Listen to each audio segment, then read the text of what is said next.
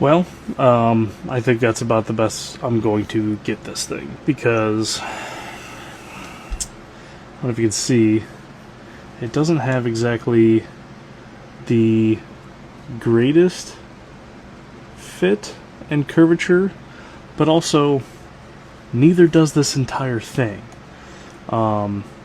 Because I don't know, out of the 4 million they made or whatever, how many did Union Fork and Hoe make in 1942? Like probably 140,000 of them. They weren't made to be, surgical scalpels. They were made out of pressed sheet metal, or maybe made out of forging. But man, it's like I'm kind of limited at what I want to do with it, because, well, for multiple reasons, but the biggest one is I don't want this thing to look too new. Because that weld has been repaired there, I don't want to file it, mirror finish. Just because I kind of like how it has like a little bit of like a impurity look to it. God, there's like so many different things. I don't want to file this anymore down flat to help uniform the little oh, come on, focus, you loser. Okay, oh, you can actually see my hand through there. I don't want to make that too uniform, because then I'm getting closer into the grips up here being beyond flush from, I really probably should look up frickin' knife terminology. What is that? I think this is the hilt. Anyway, when these things were imported from probably Greece in the 50s or 60s, they had to be cut, and, some random Joe Schmo re-welded them.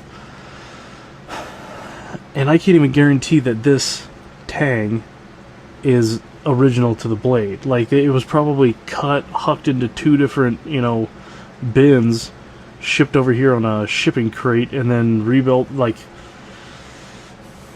either way, I'm at a point where if I do anything more with it, it's going to look more newer, if that's a word. But it's like, it's already so imperfect that I don't want to make it more perfect. Hell, you can even see the grips over here on this end versus that end. That's not even even. Like, I don't even know if that right there is in the middle. Like, I had to bend this thing for it to actually fit my rifle. So it's like,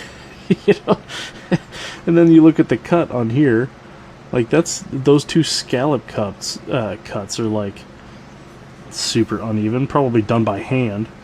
So I don't know.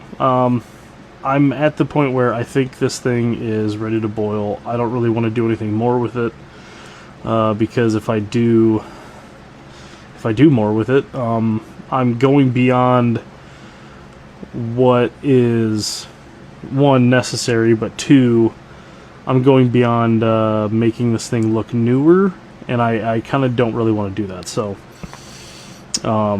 pretty much the next step is get all this stuff in the boiler and do the conversion, kind of probably touch it up. Probably just going to do some cold bluing,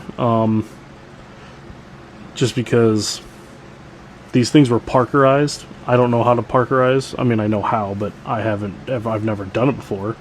Don't really have the tooling to do it either. But if I re-Parkerize it, then it's going to look brand new, like it did coming off the assembly line in 1942, and I don't really want that. I want it to look like this thing's, been around the bush a time or two. So, yeah, I think it's all done. And Tim, hope you like it, buddy.